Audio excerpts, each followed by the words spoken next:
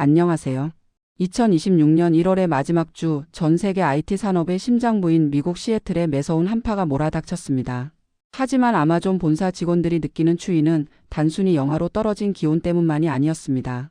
그들의 스마트폰과 노트북 화면 위로 떠오른 한 통의 이메일, 그리고 언론 속보가 그들의 뼛속까지 얼어붙게 만들었기 때문입니다. 세계 최대의 전자상거래 기업이자 클라우드 제왕인 아마존이 수요일 또다시 1만 6천 명의 직원을 해고하겠다고 발표했습니다. 여러분, 이 숫자가 감이 오십니까? 1만 6천 명입니다. 웬만한 대기업 하나의 전체 직원 수와 맞먹는 인원이 하루아침에 책상을 빼야 하는 상황이 벌어진 겁니다. 더 충격적인 사실은 따로 있습니다. 이번 해고는 불과 3개월 전인 지난 10월 이미 1만 4천 명을 잘라낸 직후에 이루어진 추가 조치라는 점입니다. 불과 석 달 만에 3만 명이라는 거대한 인력이 아마존이라는 제국에서 축출되었습니다. 우리는 흔히 빅테크 기업을 꿈의 직장이라고 불렀습니다. 높은 연봉, 자유로운 문화, 그리고 영원히 성장할 것만 같은 안정감. 하지만 2026년 오늘 그 꿈은 산산조각이 났습니다. 아마존은 지금 전 세계 노동시장에 아주 섬뜩하고도 새로운 화두를 던지고 있습니다. 바로 끝나지 않는 해고, 이른바 포에버 레이오프의 시대가 도래했다는 선언입니다. 오늘 저는 아마존이 쏘아 올린 이 거대한 구조조정의 신호탄이 단순히 한 기업의 비용 절감 차원을 넘어 인공지능과 결합한 현대 자본주의가 노동자를 바라보는 시각이 어떻게 근본적으로 바뀌었는지를 알려드리겠습니다. 먼저 이번 사건의 표면적인 이유부터 짚어보겠습니다.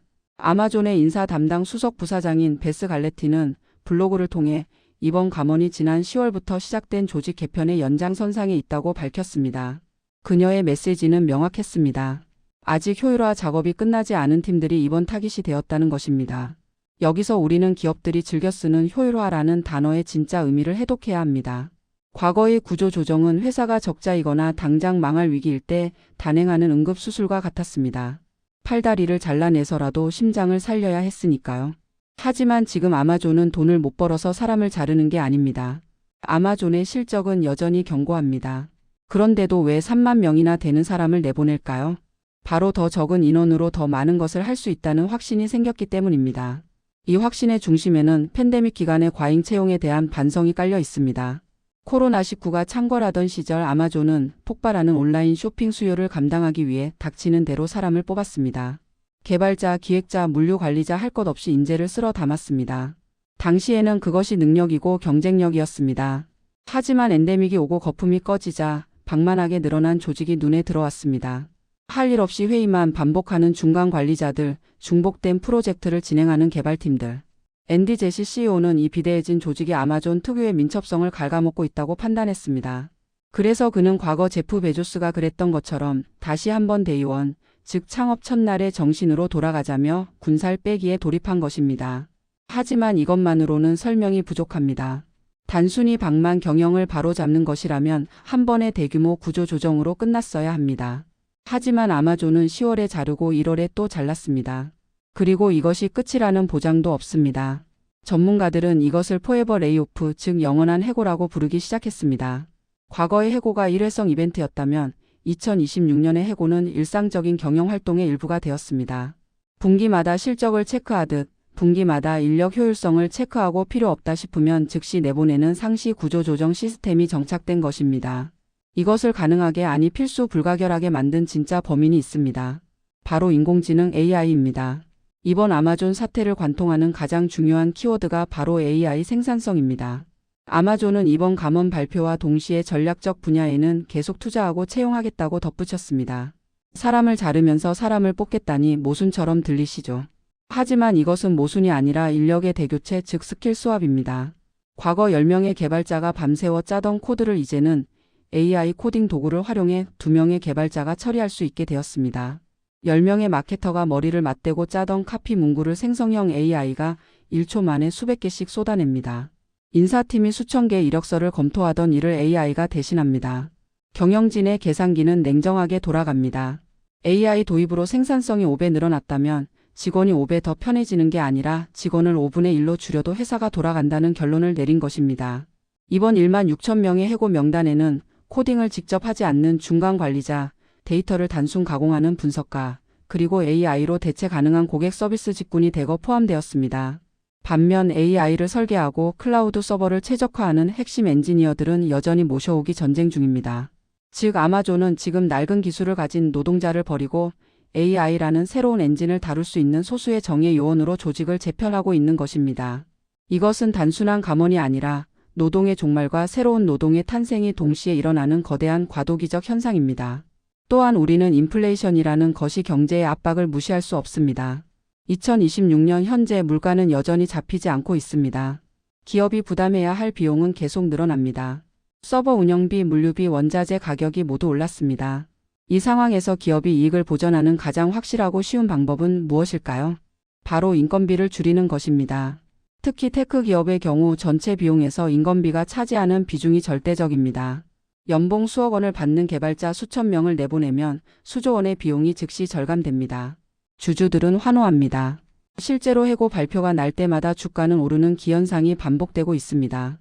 아마존은 주식회사의 본능에 충실하고 있습니다. 불확실한 미래에 베팅하기보다 확실한 비용 절감을 통해 현금을 확보하고 그 현금으로 다시 AI와 같은 미래 먹거리에 투자하는 전략입니다.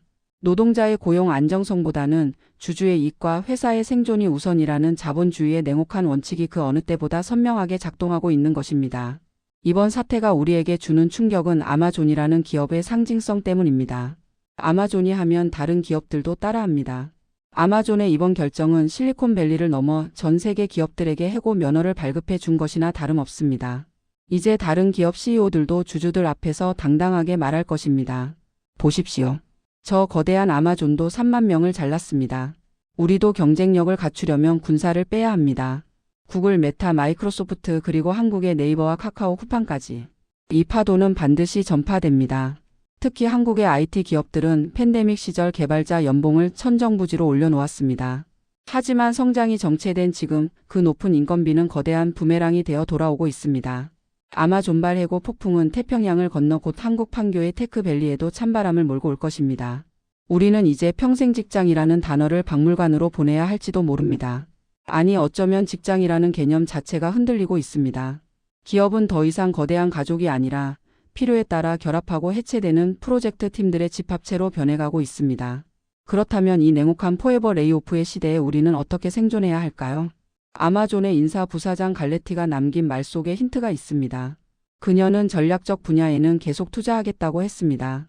이 말은 역설적으로 내가 하는 일이 전략적이지 않다면 언제든 대체될 수 있다는 뜻입니다. 단순히 주어진 일을 성실히 수행하는 것만으로는 부족합니다.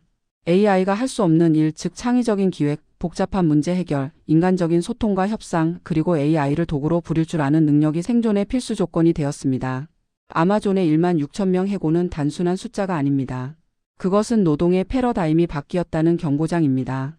과거 산업혁명 당시 기계가 들어오면서 수많은 수공업자가 일자리를 잃었지만 기계를 다루는 새로운 직업이 생겨났습니다. 지금 우리는 AI 혁명이라는 제2의 산업혁명 한복판에 서 있습니다. 지금의 고통은 큽니다. 해고 통지서를 받은 1만 6천 명의 가장과 그 가족들이 겪을 아픔을 우리는 감히 짐작조차 할 수 없습니다. 하지만 경제의 수레바퀴는 멈추지 않고 굴러갑니다. 아마존은 더 가볍고 더 빠르고 더 지능적인 조직으로 변신할 것입니다. 그리고 살아남은 기업들이 만드는 새로운 세상이 올 것입니다. 그 세상에서 우리는 대체되는 부품이 될 것인가, 아니면 시스템을 움직이는 설계자가 될 것인가. 이것이 아마존의 잔혹한 1월이 우리에게 던지는 묵직한 질문입니다. 보이는 해고 숫자 넘어 보이지 않는 기술과 자본의 거대한 지각 변동을 읽는 눈. 그것이 2026년 이 살벌한 경제 전쟁터에서 우리가 가져야 할 진짜 생존 무기입니다. 오늘 전해드린 아마존의 소식이 여러분의 커리어와 미래를 고민하는 데 있어 차갑지만 명확한 나침반이 되었기를 바랍니다. 저는 다음 시간에도 세계 경제의 흐름 속에서 우리가 놓치지 말아야 할 중요한 신호를 가지고 다시 찾아오겠습니다. 감사합니다.